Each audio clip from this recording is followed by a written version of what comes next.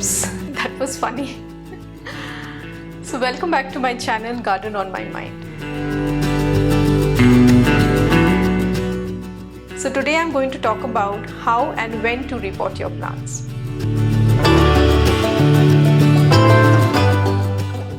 So there are primarily basic two reasons why we need repotting of our plants. First is when the plant size outgrows the pot size and it needs a little more room to grow, like the roots need more room to grow.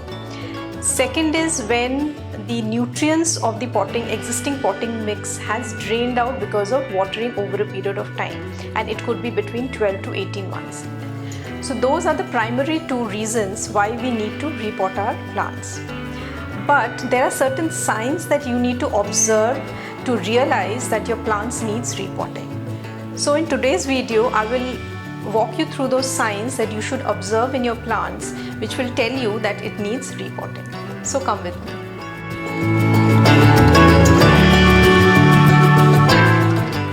So the first sign is when you start seeing the roots coming out from the bottom of the pot. So something like this. So this is a trailing pothos that I have. See how big the plant is. But of course it needs a lot of nutrients because the plant is growing. And if I look at the bottom of this pot, see the roots have started coming out. This indicates that the roots need more soil. So this needs repotting. Similarly, I have this philodendron, which is quite huge. If you see, this definitely needs repotting because there's a lot of roots that have come out of the pot. But one thing we have to keep in mind is that there are few plants which like to be root bounded. For example, this pothos, philodendrons, monsteras.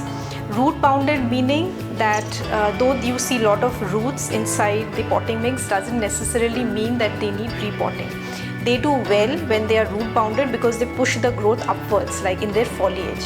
But if you try to change the pot, say in a bigger size pot, 2 or 3 inches, they will try to push or use their energy towards growing their roots rather than the foliage. So you have to keep in mind that be careful about not too often repotting the plants which like to be root bounded. But of course, when you see the roots coming out of the drainage holes profusely and they are fresh roots, you definitely need to repot that plant. So you saw the roots coming out from the bottom of the drainage holes. So similarly, the second sign would be when you see the roots at the top of the soil. For example, something like this. So this is a Homalomina, but if you see very closely, there are these roots which are showing up here. I have an Umbrellita as well, and if you see, the roots are definitely coming out of the soil, and it needs to be repotted in a much bigger pot than what it is currently. So that is the second sign. So the third sign is when your plant has stopped growing.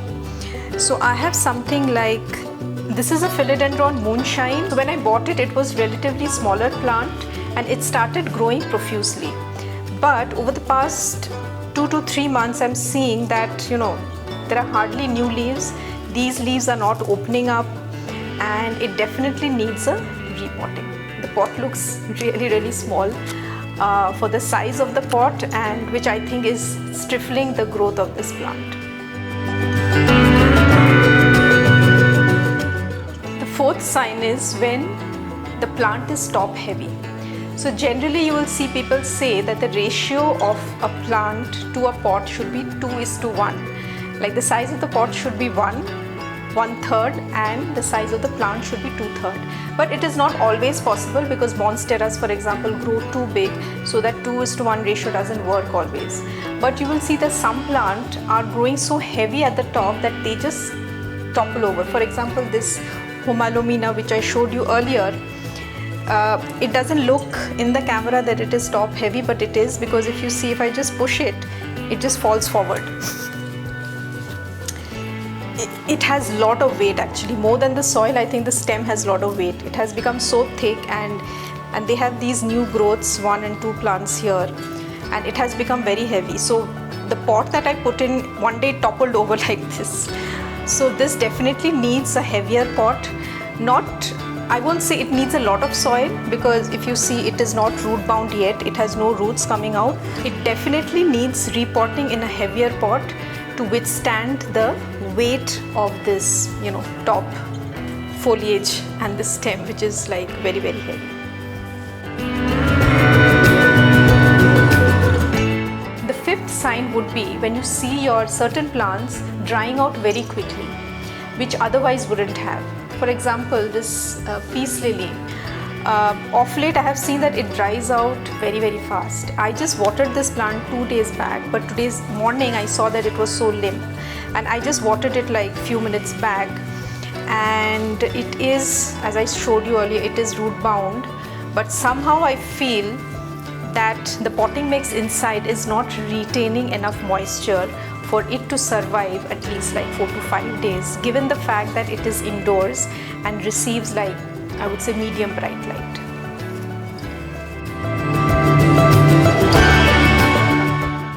The sixth sign would be when you see these mineral deposits on the top of the soil. So many of us, we receive either the groundwater or the tanker water in Bangalore, which is not always very good for the plants. They have a lot of minerals in the water. But these prolonged deposits of minerals and salts in the plants can damage its tissues, and it will manifest itself by browning of the leaves or yellowing of the leaves more often than normal. So one method is by leaching the soil once in a while, but if you see that the browning of the leaves or the growth of the plant has stifled and those white deposits are becoming more, then you should repot the plants to give it fresh nutrients and the soil.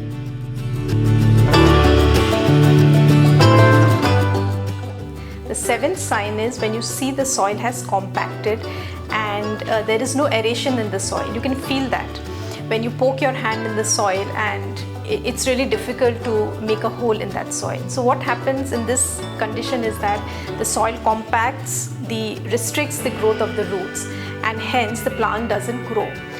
And this generally happens when you bring a plant from nursery and just let it be in the nursery soil. But you should observe over a period of time how the soil is behaving and repot it whenever you see that the soil is not behaving in the right manner and it doesn't have the right aeration. So by the thumb rule, we should actually repot our existing plants in a 1 inch or 2 inch bigger size pot so that it gets room for growth and to utilize the nutrients. For example, this moonshine, of course the pot is too small for the plant, and if you see the roots, they are also completely root bound, this particular plant. So this pot definitely is too small for the plant because the foliage is very big. So what I'll do is I will move it to a size which is 2 inch bigger than this. Generally it should be 1 inch bigger because this plant is like very big, so it will do very well in this size pot. So now that you have chosen the right sized pot, you have to make sure that the pot has good drainage holes. Most of the pots have a lot of drainage holes. So what I generally do is I put a plastic sheet and just leave 2 or 3 holes vacant.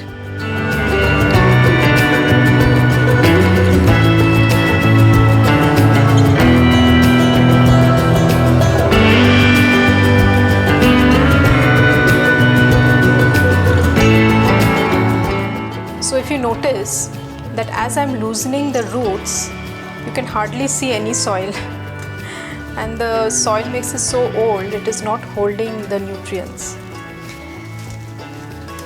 So we should loosen about 1/3 of the soil. That should be enough, not all of them, because the roots need time to adjust to the new potting mix. So what I've done is I've put the soil like 1/4 inside the pot. Then I'll hold this plant in the center. I hope you can see it. and put the potting mix along the sides of the pot. Just use my hands.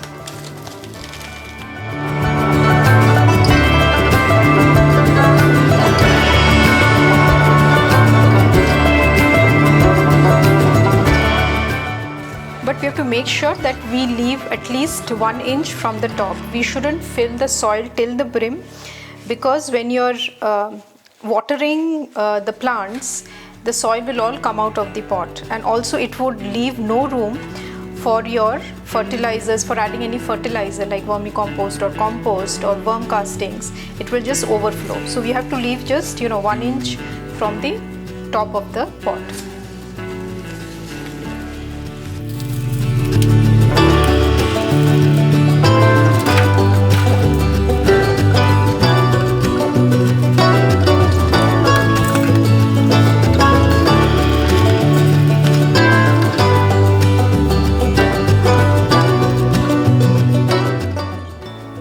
Last but not the least, you must be wondering what is the potting mix that Aditi is using. So this is something that I have prepared myself. So it has 1/3 of coco peat, 1/3 of worm castings, which is basically earthworm poop, and 1/3 of perlite, to which I added few wheat husks which was there with me for some time, and some pumice stones. And this is a completely soilless mixture that I prepared because I don't have access to soil right now because of the lockdown. So this is the best I could do, and my plants really needed repotting. So hope this video was helpful to you. If it was, give me a thumbs up and do subscribe to my channel. So till next time, happy gardening. Bye.